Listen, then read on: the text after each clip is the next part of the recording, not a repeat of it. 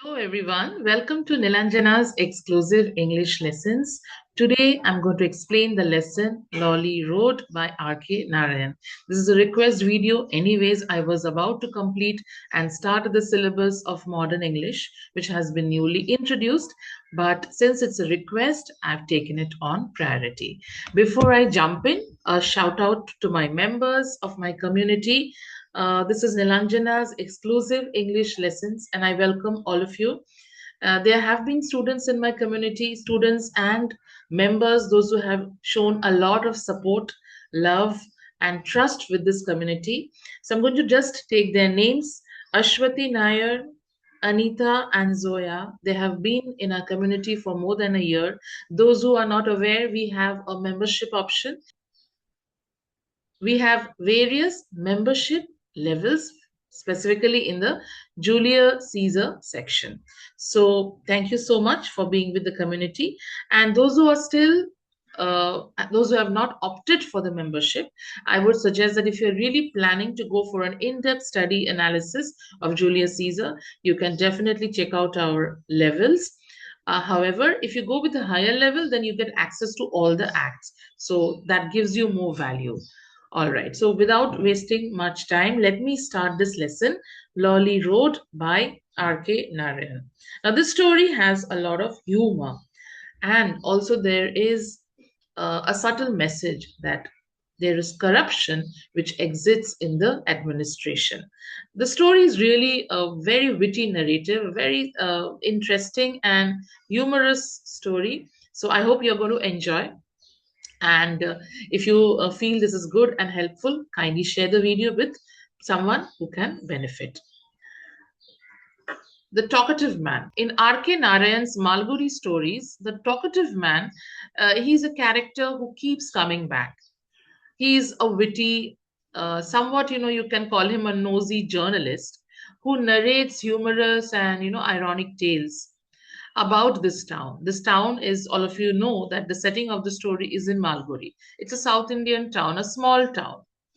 So this talkative man, he works as a reporter, okay, and he's clever, but he's mischievous. He also has a, quite a friendly relation with the municipal chairman, and he often visits his office. So let's see what happens. Talkative man said, for years people were not aware of the existence of municipality in Malguri. The town was none the worse for it. Diseases, if they started, ran their course and disappeared, for even diseases must end someday. So, what does this mean? That the municipality did not do any worthwhile work. They didn't do much. There were garbage. There was no sense of hygiene in the city. So, of course, when there is no hygiene, diseases flourished.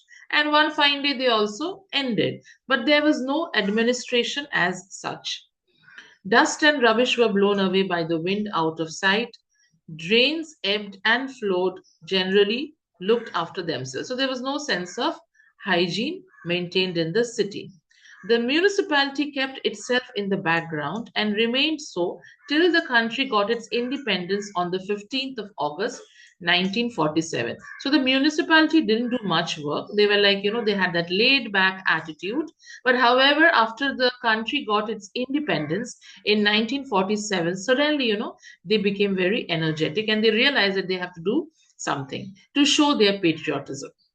History holds few records of such jubilation as was witnessed on that day from the Himalayas to Cape Comorin. So the author is trying to say that when the country finally got its independence, the entire country rejoiced, right from the north till the south. Our municipal council caught the inspiration, so even they got inspired. They swept the streets, cleaned the drains, and hoisted flags all over the place just to show their false patriotism. So, this is irony. I hope all of you understand that somebody who's really patriotic and somebody who really loves their country, you don't need an occasion to celebrate, right? You would be true to your country forever. But then the municipality was, always sleeping kind of, and suddenly they realized that they have to do a lot for their country. Their hearts warmed up when a procession with flags and music passed through their streets. The municipal chairman looked down benignly from his balcony, kindly from his balcony, muttering, "We have done our bit for this great occasion." Again, this is an irony. We have done our bit. What they have done, we know, the readers know. I believe one or two members of the council who were with him saw tears in his eyes. He was a man who had done well for himself as a supplier of blankets to the army during the war, later spending a great deal of his gains in securing the chairmanship. Now, see, he had supplied blankets to the army during the war and he had gained a good amount of money due to that. And that money helped him in securing the chairmanship. So, like, you bribe people and you get the position. This is the life, or, probably this is how bureaucracy runs in our country, or, in any other country. I don't want to get into that. But yes, one thing is very sure, which is corruption. That's an epic by itself. So the author tells that that's an epic. Epic is a long story. So that's a long story, how he achieved it and how he bagged the title and all that. And does not concern us now. So we are not going to be concerned with that now. My present story is different. The satisfaction the chairman now felt was, however, short lived. In about a week, when the bunting was torn off, he became quite dispirited. I used to visit him almost every day, trying to make a living out of news reports to an upcountry paper, which paid me 2 rupees for every inch of published news. Who is I? I is the talkative man, as I had discussed. Every month, I could measure about 10 inches of news in that paper, which was mostly a somewhat idealized account of municipal affairs. This made me a great favorite there. I walked in and out of the municipal chairman's office constantly. Now he looked so unhappy that I was forced to ask, "What is wrong, Mr. Chairman?" So this man, the talkative man, has a friendly relation with the municipal chairman, and he often visits his office. And also, what are the things that we have come to know? He earns 2 rupees per inch of published news. So obviously, since he's earning money, he exaggerates stories to make money. So you can call him like a freelance reporter. Okay, he's writing news for a paper. It's a small town newspaper. "I feel we have not done enough," he replied. "Enough of what?" I asked. "Nothing to mark off the great event." He sat brooding and then announced, "Come what may, I'm going to do something great." He called up an extraordinary meeting of the council and harangued them. Harangue means lectured them basically in an aggressive manner. And at once, they decided to nationalize the names of all the streets and parks in honor of the birth of independence. So, what was the sudden flood of patriotism that swept all across the town?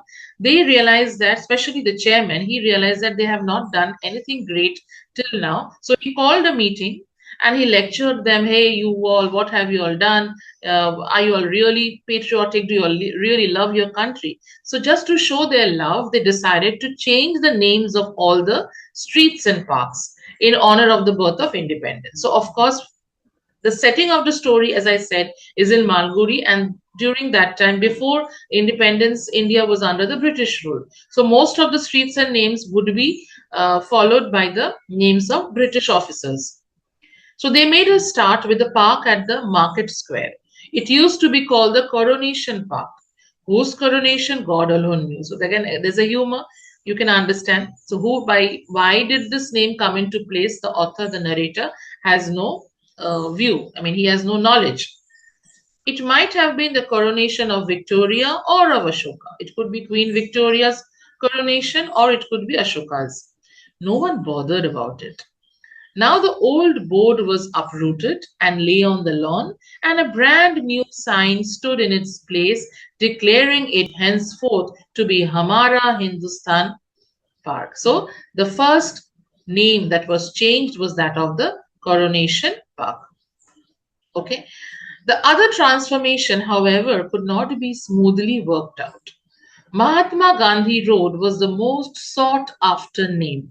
Due to Mahatma Gandhi's popularity as a freedom fighter, most of the officials wanted to use the same name, Mahatma Gandhi's name, and it was the most desired name. Sought after name means, like, people started chasing that name. Hey, we want to use it. 8 different ward councillors were after it. There were 6 others who wanted to call the roads in front of their houses Nehru Road or Netaji Subhash Bose Road. Tempers were rising, and I feared they might come to blows. So the situation was very agitating. Like, people were really excited, frantic that, we want to use the names, and probably it can even come to blows, like the real fighting. There came a point when I believe the council just went mad. It decided to give the same name to 4 different streets.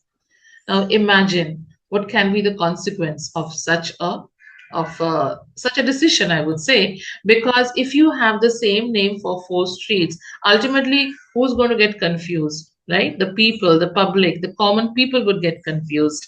And what happens in such a scenario? Complete chaos and confusion.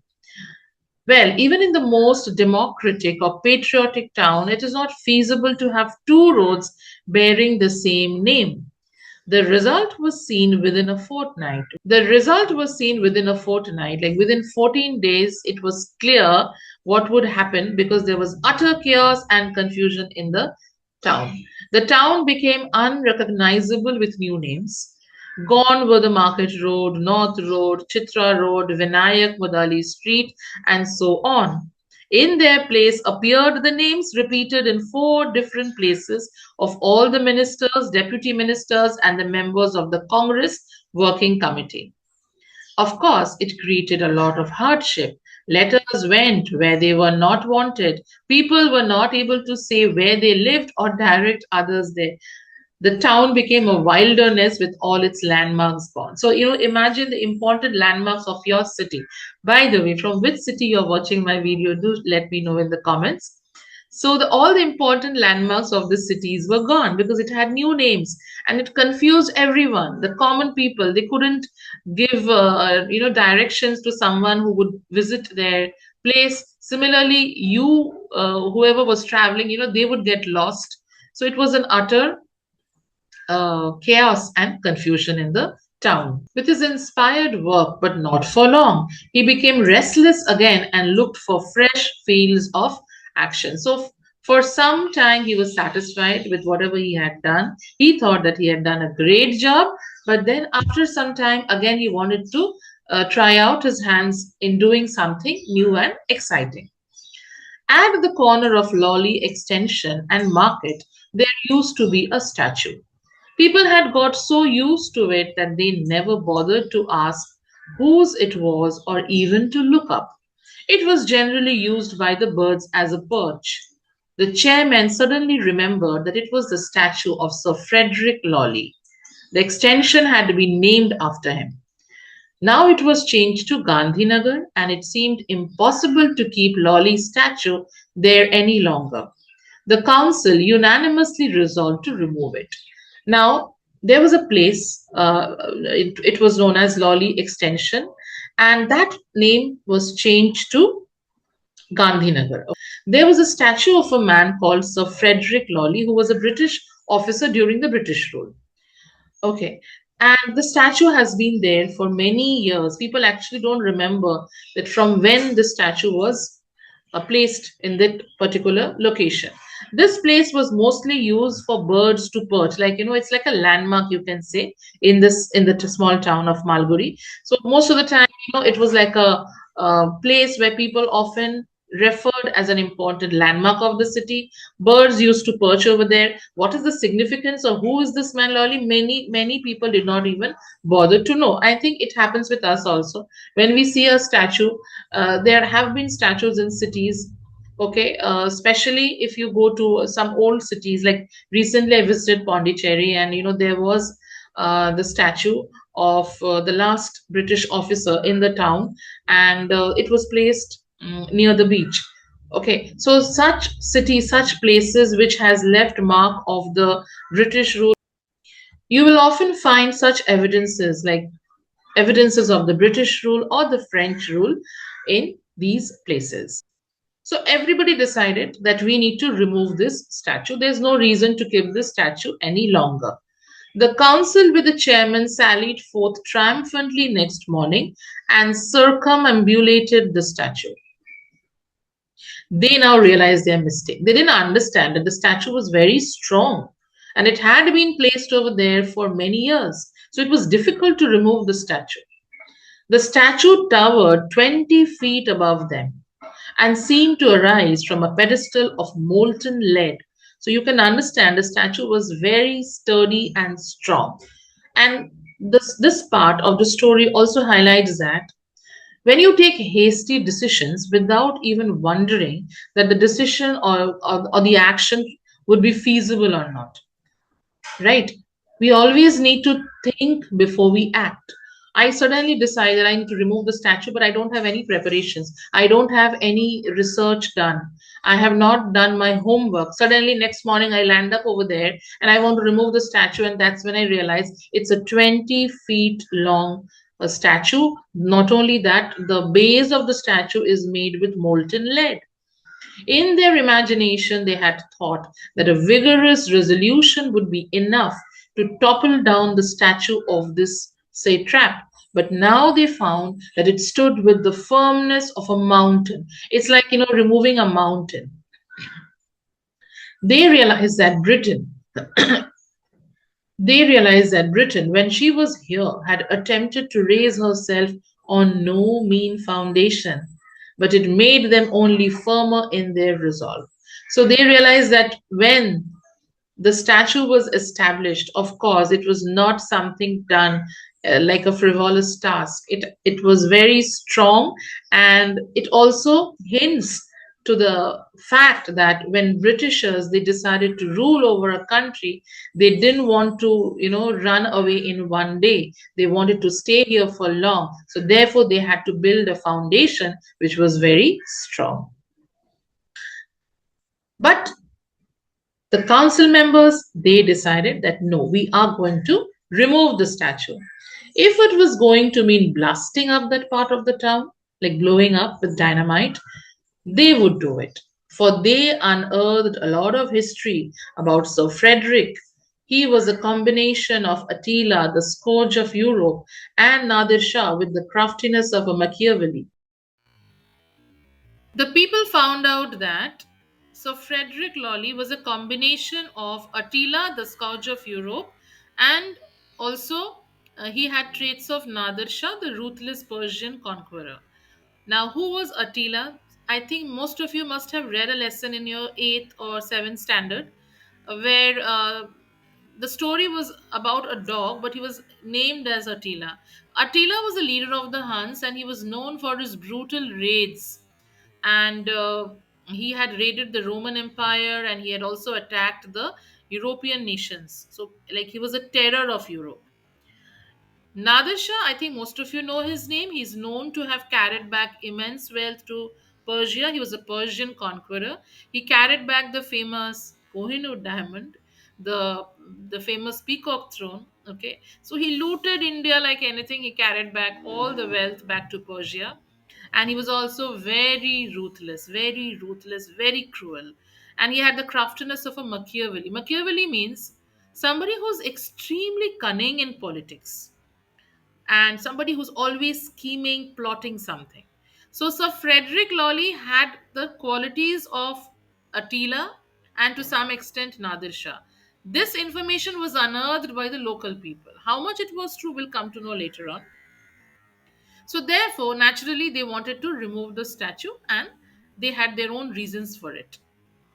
Okay, so yeah, I'm going to stop the video today here, but obviously, I'm going to continue the class in the next few lessons. I'm going to cover, I think, finish the lesson in the next video. But if you think it was valuable, if you think it had provided you some value, do share, subscribe, support the channel. It means a lot to me. Stay by my side and support the community. And that's all for today. And those of you who want to explore further the curriculum of modern English for grade 11th. Yes, you can go and watch the video on Pygmalion, the background of Pygmalion. What is the summary? What is the myth behind the title? You can watch this video, and of course, later on, you can delve deeper into the explanation videos of Pygmalion, which is also started by this channel. Thank you, and I hope all of you are having a great time learning with me. Have a beautiful day ahead.